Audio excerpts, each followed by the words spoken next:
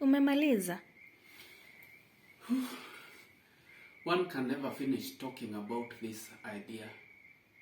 The issue is too hot. But at least somebody can give an advice here and there. So what is your advice? My advice to the various stakeholders is that the panacea of this problem that we have lies with all of us. To the parents, I would say, you are the epitome of your children's discipline. If you want your child to be disciplined, begin by disciplining them at home. If you want your child to be caned, begin by caning them at home. Please do not expect a teacher to discipline a child that you have failed to discipline as a parent. Please do not expect a teacher to cane your child if you have never caned him. And remember, spare the rod, spoil the child. To the school administrators, I would say, these children are really depressed, and I am happy quite a number have managed to do the right thing. Make sure that the schools are not boring. The schools do not have the prison-like kind of a feeling. Make sure that we are blending learning with other activities like games, guidance and counseling sessions, and such like of things, because these children need somewhere to let off steam, particularly in this period that they are rushing through the terms and they are only having 1 week holidays. To the teachers, I would say, I know sometimes it might not be easy, but then teaching is a calling, and that is why Jesus was a teacher. At times you shouldn't think about the reception you get from the society. Jesus himself and even our prophets from other religions were not really accepted just easily. They had to fight. Therefore, I would say, be bearers of hope.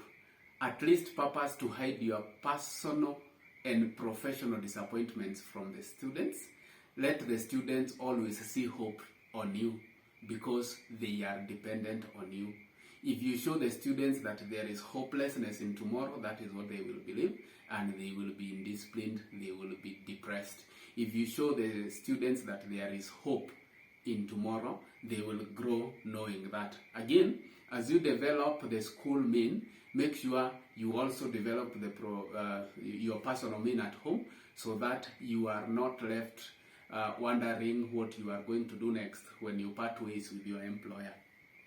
To the employer and the Ministry of Education, I would say, it doesn't really hurt to consult.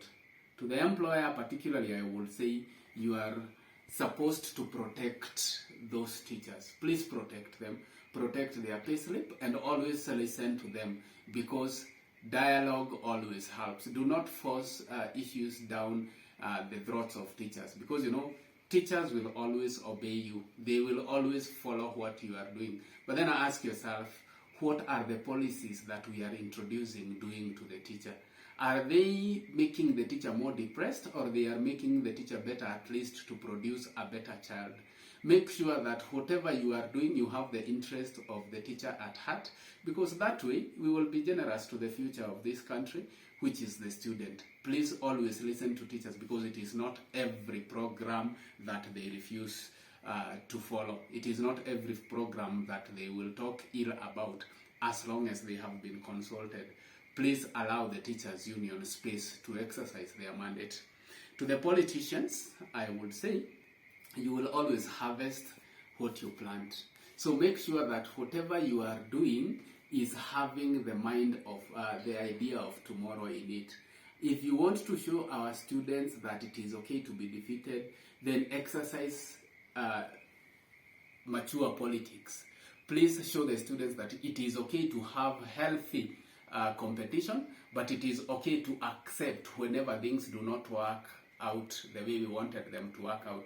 But if you show them that every time there is failure, then it is because of the competitor, it will be difficult for them to accept defeat. It will be difficult for them even to accept the slightest provocation or correction from the teachers or parents.